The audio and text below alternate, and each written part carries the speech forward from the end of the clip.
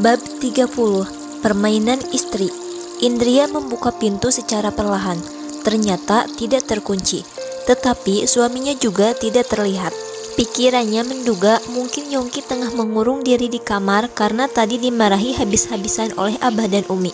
Indria masih mencoba menenangkan detak jantung yang tidak beraturan.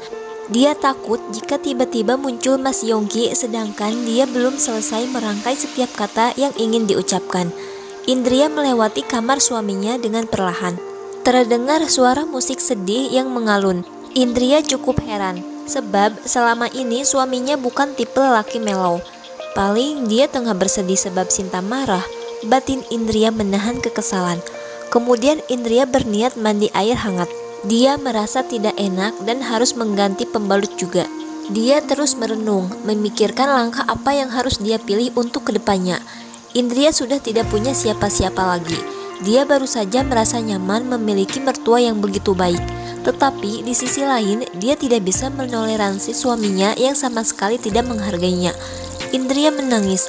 Dia ingin menghabiskan seluruh air matanya hingga nanti bisa berhadapan dengan sang suami penuh ketangguhan. Aku tidak boleh lemah, sekalipun aku perempuan juga tidak mau ditindas seenaknya. Batin Indria bertekad. Di sisi lain, Yongki merasa lapar, tetapi malas untuk makan dan tidak berselera sama sekali. Andai waktu bisa diputar, Yongki ingin dia memperbaiki semuanya. Belum lagi kedua orang tuanya yang sampai mengusir itu sangat menyedihkan. Musik mellow yang diputar telah usai, berganti dengan musik rock, yang malah menambah otaknya pusing. Yongki mematikan musiknya dan berniat ingin mencari Miftah untuk meminta saran dan bantuan. Tetapi kupingnya mendengar gemericik air. Yongki tahu jika pasti itu sang istri. Dia langsung berlari keluar kamar dan mengetuk pintu kamar istrinya. Indria, tolong buka pintunya, teriak Yongki penuh harap. Tetapi belum ada respon. Yongki duduk sambil bersandar di pintu menunggu sang istri selesai mandi. Indria, kamu masih mau pulang ke rumah? Berarti kamu masih ingin memberi aku kesempatan. Batin Yongki percaya diri. Yongki duduk merenung tak berdaya, memainkan jemarinya seperti orang bodoh. Dia tidak menyangka jika Abah dan istrinya bisa tahu dengan cepat mengenai pertunangan palsu itu. Semua menjadi kacau dan berantakan. Yongki sendiri sampai bingung bagaimana cara menjelaskan pada Indria dan kedua orang tuanya. Setelah menunggu cukup lama, Yongki mendengar langkah kaki yang baru keluar dari kamar mandi. Dia berdiri dan mencoba mengetuk lagi.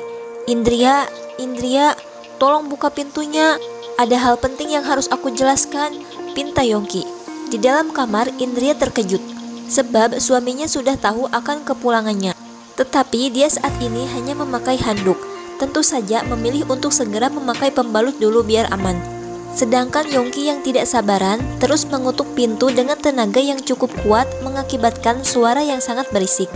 Indria tidak tahan lagi, masih memakai handuk membuka pintu. Mas, aku mau pakai baju dulu, sergah Indria kesal. Yongki menganga. Kedua bola matanya hampir loncat melihat kecantikan sang istri. Seluruh tubuhnya menegang, otaknya blong tidak berfungsi. Indria juga merona merah. Dia sangat malu sekali karena untuk pertama kalinya memperlihatkan sebagian tubuhnya pada lelaki. Tidak apa-apa, Yongki masih menjadi suaminya dan tidak berdosa andaikan memperlihatkan semua tubuhnya. Hanya saja Indria ingin memberi pelajaran jika dirinya tidak buruk rupa untuk membalas semua penghinaan selama ini. Iya, aku tunggu, jawab Yongki tergagap. Tunggu di ruang tamu, aku juga ada hal penting yang mau aku bicarakan, jawab Indria tegas. Setelah pintu tertutup, keduanya sama-sama memegang dada mereka. Debaran cinta bercampur luka menggerogoti seluruh raga. Yongki semakin sadar jika dia mencintai Indria, begitu pula sebaliknya. Hanya saja Indria masih tidak ingin menyerah begitu saja. Dia tidak mau jika mencintai karena fisiknya saja. Indria ingin membuat sang suami mencintai dia dan segala kekurangannya. Indria kemudian memakai gaun mini, tak lupa make up yang tebal seperti Sinta. Indria juga menggeraykan rambutnya. Yongki duduk di ruang tamu. Kepalanya tidak bisa berfungsi lagi ketika mengingat sosok Indria yang secantik bidadari, kulit mulus dan tubuh ramping. Segala hal pada Indria begitu indah dan tampak sempurna. Penyesalan demi penyesalan terus menyiksanya. Andai waktu bisa diulang, dia ingin mencintai Indria sepenuh hati. Tidak bisa dipungkiri, jiwa lelakinya bangkit. Tubuhnya menegang, keringat dingin membasahi peluhnya. Yongki adalah lelaki yang normal, tetapi biasanya dia masih bisa mengendalikan diri walau digoda Sinta sekalipun. Tetapi kali ini berbeda. Yongki sungguh ingin memiliki istrinya seluruh jiwa raga. Yongki sudah berhalusinasi menjelajahi setiap kulit mulus sang istri. Astaga, ada apa dengan otakku? Indria sedang datang bulan. Andaikan tidak juga, belum tentu dia langsung. Yang pertama, aku harus meminta maaf dan berjanji berubah menjadi suami yang lebih baik dulu. Aku harus bersabar soal itu, batin Yongki. Tidak lama kemudian, ponselnya berbunyi. Ada panggilan dari Miftah. Ada apa bro? Kejadian tadi diunggah oleh salah satu tamu. Memang belum viral, tetapi aku takut akan segera viral. Ya ampun, Mif, aku minta bantuan kamu. Aku mohon jangan sampai video Indria yang tanpa hijab sampai tersebar luas. Iya, aku tahu. Aku sedang mencari siapa pelakunya. Dan bagaimana kamu dengan Indria? Aku sedang menunggunya, ingin meminta maaf. Mif, malam ini tidak seperti yang kamu duga. Pertunangan itu hanya sandiwara dan besok aku putus dengan Sinta. Kamu yang terlalu bodoh. Sudahlah, sekarang yang penting hilangkan dulu video itu.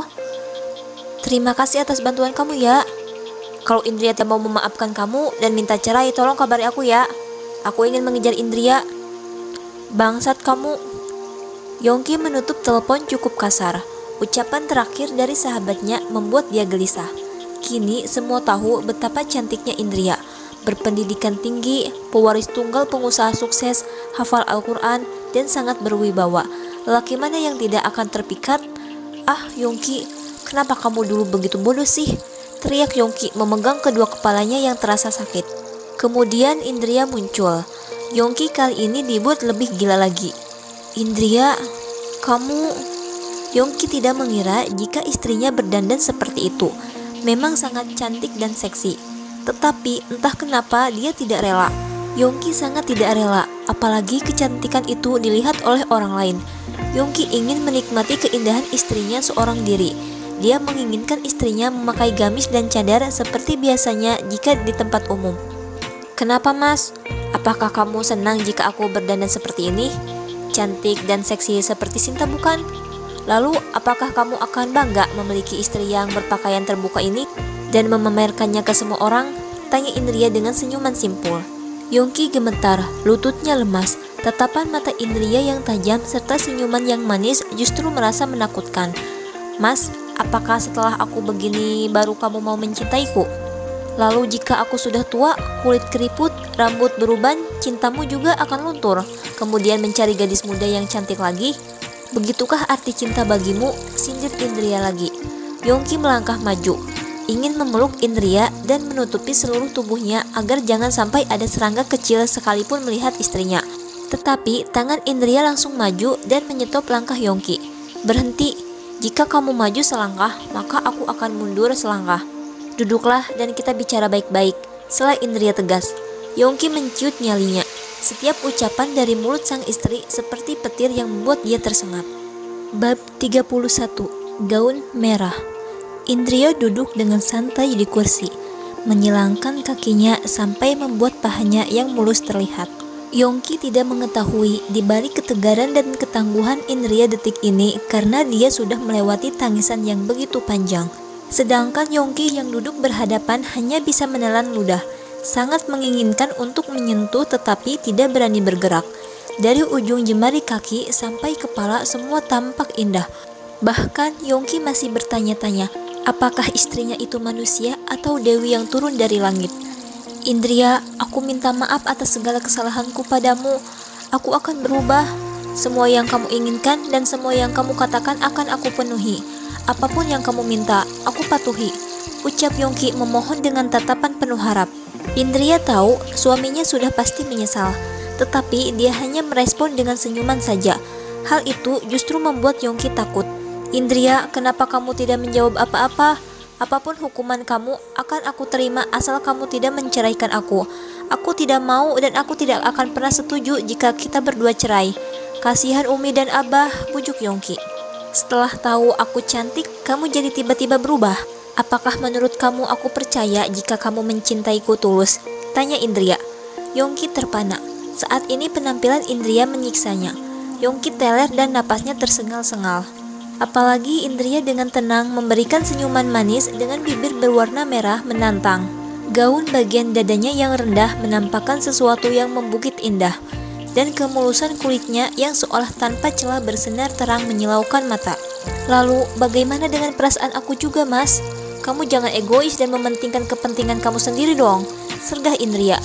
Aku minta maaf, kamu bisa hukum aku apapun asal jangan cerai. Aku yang bodoh, aku yang buta, dan aku yang bersalah. Maafkan aku, tetapi kamu juga harus tahu jika aku sebenarnya sudah jatuh cinta padamu. Mobilku tidak rusak, aku bohong agar kita bisa berangkat kerja bersama. Dan aku bisa menjemput kamu. Tadi sore aku tidak bertemu klien, aku hanya ingin mengungkapkan jika aku mencintaimu. Tapi aku masih belum berani, aku takut kamu menolakku. Rengek Yongki. Kamu bilang cinta aku, dan malamnya bertunangan dengan Cinta. Kamu kira aku perempuan apa, Mas? Pekik Indria tidak terima. Aku tidak sungguhan. Itu hanya sebuah kesepakatan dan setelah itu aku dan Cinta akan putus. Sela Yongki. Mudah sekali kamu mempermainkan perasaan orang, Mas. Apa sebelum bertindak kamu tidak berpikir dulu? Sindir Indria. Aku mohon beri aku kesempatan. Aku akan memperbaiki semuanya. Katakan padaku bagaimana cara aku membayar dan mengobati lukamu. Bujuk Yongki sampai meneteskan air matanya. Indria ingin menangis, tetapi ditahan sekuat mungkin agar air matanya jangan sampai jatuh, setidaknya di hadapan suaminya. Bagaimanapun juga Indria mencintai suaminya, hanya saja hati sudah terlanjur patah berkeping-keping. Mas, andai saja sejak awal kamu memberi aku kesempatan, tetapi saat kita ta'arufan kamu hanya memandang risih padaku tanpa menyapa. Setelah lamaran kamu bahkan menghina aku, terus memojokkan aku. Aku sudah berusaha menjadi istri yang baik, tetapi selalu salah di matamu. Andai sejak awal kamu mau membuka hati sedikit saja, aku sudah pasti akan memberikan seluruh jiwa ragaku. Tapi kamu... Indria menoleh ke arah lain, teramat pahit untuk menceritakan apa yang sudah dilaluinya. Harapan yang sirna, kebahagiaan yang kosong. Aku mencintaimu Indria, aku sungguh mencintaimu. Tetapi aku yang terlalu gengsi dan tidak tahu bagaimana cara untuk mengungkapkannya. Setiap aku ingin memberikan kasih sayang padamu, malah berujung dengan kesalahpahaman. Aku memang lelaki yang brengsek, yang pernah berhubungan dengan banyak perempuan. Tapi aku berani bersumpah, jika aku baru kali ini mencintai orang bukan karena memandang fisik. Aku mencintaimu, mencintai hatimu, dan mencintai ketangguhanmu. Soal pertunangan itu hanya sandiwara. Cinta setuju aku putuskan asal aku menyelamatkan nama baiknya. Jelas Yongki panjang lebar tak ingin kehilangan kesempatan sedikit pun. Indria tertawa, merasa menjadi orang yang bodoh jika percaya pada suaminya. Bilang sandiwara tetapi sampai dibuat story dalam WA. Aku lelah Mas, aku ingin istirahat, dan aku sudah kedinginan memakai pakaian seperti ini. Sela Indria. Tapi kamu belum memberikan jawaban apapun. Sela Yongki panik. Beri waktu aku semalam, besok akan aku beri jawabannya. Balas Indria berlalu pergi. Yongki ingin mengejar, tetapi kakinya serasa dipatri ke bumi. Entah kenapa dia begitu takut, seperti dia ingin kehilangan nyawanya sendiri. Kemudian Yongki langsung keluar naik taksi. Dia menuju ke Miftah untuk meminta bantuan. Dia merasa curiga kenapa Abah dan istrinya bisa tahu soal pertunangan itu. Dan juga Yongki ingin menghentikan penyebaran video mengenai sang istri yang tidak berjilbab. Lagian jika di rumah Yongki sudah yakin tidak akan bisa tidur dan malah frustasi. Sampai kamar, Indria langsung berganti pakaian dan menghapus make upnya. Sudah terbiasa tertutup, begitu memakai yang terbuka dia sangat kedinginan. Indria terus berpikir dan bertanya-tanya dalam hatinya. Akankah dia hidup normal lagi setelah ini?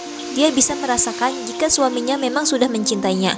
Tetapi Indria belum yakin jika cinta sang suami sedalam yang dikatakan. Masih ada perasaan takut jika kelak suaminya mengulangi kesalahan yang sama. Mas, jika kali ini tidak aku beri pelajaran, maka kedepannya kamu bisa menyepelekan aku dan dengan mudah mengulangi kesalahan yang sama, batin Indria. Kemudian Indria mengemasi barangnya. Dia hanya ingin sementara waktu menyendiri dan menenangkan hatinya sendiri. Dia butuh waktu untuk memulai semuanya dari awal. Indria ingin jalan-jalan keluar kota. Sudah lama sekali dia tidak healing dan ingin membahagiakan dirinya sendiri. Sebelum itu, Indria menelpon Abah dan Uminya untuk meminta izin, agar kedua mertuanya yang sudah dianggap sebagai orang tua tidak khawatir. Gojali dan Fatimah tentu saja setuju. Mereka juga ingin Yongki bisa merenung dan berubah menjadi lelaki yang lebih baik dan bertanggung jawab. Tetapi saat ditanya apakah Indri akan tetap melanjutkan pernikahan atau bercerai, dia masih belum bisa menjawab. Dan kedua mertuanya tidak lagi memaksa untuk bertahan, karena memang kesalahan Yongki yang sudah fatal. Semua orang bahkan sudah tahu mengenai pertunangan itu, sebab banyak saudara yang menyimpan nomor ponsel Yongki. Bahkan acara di rumah orang tua Yongki sampai tertunda dan berlanjut tanpa adanya pemilik rumah.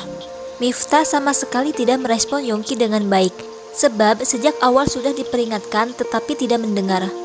"Miftah, menurut kamu siapa yang sudah memberitahu pertunangan palsu aku dengan Sinta?" tanya Yongki penasaran. "Bukannya itu dirimu sendiri?" ejek Miftah. "Apa maksud kamu?" tanya Yongki masih belum sadar. "Kamu yang membuat status WA, walau sudah dihapus tetapi di WA aku masih ada," jawab Miftah menyodorkan ponselnya. "Sialan, ini sudah pasti aku dijebak. Siapa yang telah berani melakukan ini?" pekik Yongki emosi. "Sudah pasti Sinta, bodoh sekali kalau kamu sampai masih bertanya-tanya," sergah Miftah kesal. Yongki terdiam. Dia sendiri tidak berani menyalahkan Sinta sebab sudah pasti mantan kekasihnya itu juga patah hati yang teramat dalam. "Pantas saja tadi Indria tertawa saat aku menjelaskan. Dia pasti mengira akulah yang membuat status. Wanita bodoh juga tidak akan percaya perkataanku kalau begini," batin Yongki emosi. "Kamu sungguh tidak tahu malu, Yong. Jika aku jadi Indria, lebih baik cerai dan memilih lelaki yang jauh lebih baik," umpat Miftah ikutan kesal. Yongki terpuruk, bahkan sahabat dan kedua orang tuanya juga berkata seperti itu. "Miftah, terserah kamu mau bilang apa, tetapi aku tidak akan pernah melepaskan Indria," jawab Yongki lemas. "Itu jika kamu beruntung. Jujur saja, kalau kamu gagal, aku akan berusaha untuk mendekati Indria. Dan aku menolong membersihkan video yang tersebar bukan karena kamu, tetapi karena Indria," balas Miftah. Yongki kesal sekali dengan sahabatnya. Dia berniat meminta bantuan, malah Miftah secara terang-terangan mengajak saingan. "Aku mau pulang," sela Yongki marah. "Pulanglah, itu pun jika istrimu masih ada," tebak Miftah. Seketika Yongki panik. Dari senyuman istrinya tadi memang sangat mencurigakan. Yongki langsung mengambil mobil yang dititipkan pada Miftah dan pulang. Dan apa yang ditakutkan terjadi. Mobil istrinya sudah tidak ada lagi di garasi. Yongki menjerit sangat keras, sampai membuat rumah yang di sekelilingnya pada keluar dan penasaran dengan apa yang terjadi. Yongki keluar dari mobil menangis histeris. Kakinya sangat lemas dan langsung rubuh. "Indria, jangan tinggalkan aku," ucap Yongki lemas.